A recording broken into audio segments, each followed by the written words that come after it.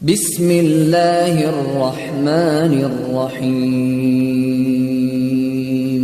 جو لوگ دنیا سے چلے گئے نا اور وہ کسی بھی طرح ان کا حصہ ہماری تربیت میں ہے، والدین ہوں، اساتذہ ہوں، تو ان کی طرف سے علیحدہ سے قربانی کرنے کی کوئی دلیل نہیں ہے۔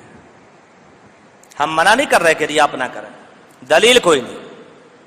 نبی علیہ الصلوۃ والسلام کو سب سے زیادہ محبت کس سے تھی عورتوں میں؟ سیدہ خدیجہ رضی اللہ تعالیٰ اپنی زندگی میں چلی گئی۔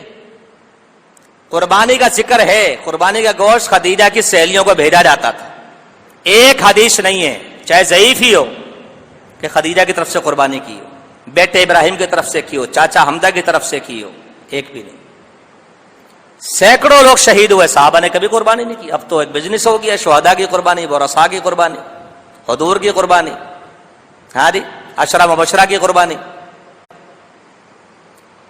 فتویٰ کوئی نہیں ہے، نام اس کو بدعت کہتے ہیں، لیکن دلیل کوئی نہیں، ہم یہ کہتے ہیں۔ تو آپ اپنے آپ کو ثواب سے کیوں محروم کرتے ہیں؟ آپ کے والدین کو تو اجر جا رہے ہیں نا، تو آپ کو ضرورت ہے ثواب کی۔ آپ کہو میری طرف سے، میرے اہل خانہ کی طرف سے، حدیث میں آتا ہے انی واہل بیتی، میری طرف سے، میرے اہل بیت کی طرف سے جو موجود ہے وہ بھی آ گئے، جو نہیں ہے وہ بھی آ گئے، ثواب تو پہنچ گیا، ایصال ثواب تو ہو گیا۔ اب آپ اسپیشلی کرتے ہیں کہ یہ ابو جی کی ہے جو چلے گئے تھے 10 سال پہلے، دادا کی جو 50 سال پہلے گئے تھے، یہ حضور کی ہے کیونکہ ہم آپ کی امت ہیں۔ کس نے کی ہے قربانی ایسے؟ کسی نے بھی نہیں کی، دلیل ہی کوئی نہیں اس کے اوپر میں، اس کے اوپر دلیل ہی کوئی نہیں۔ اب کوئی کہے کہ نہیں نبی علیہ السلام نے تو کی اپنی امت کی طرف سے، یہ ایک دلیل ہے۔ اس کے بارے میں حافظ ابن حجر نے، شیخ البانی نے، ابن عثیمین نے، ابن باز نے، تمام علماء نے لکھا ہے یہ اللہ کے نبی کا خاصہ تھا صلی اللہ علیہ وسلم، یہ صرف آپ نے کی، صحابہ نے اس کو اس طرح نہیں لیا، صحابہ دین کو زیادہ سمجھتے تھے، ٹھیک ہے۔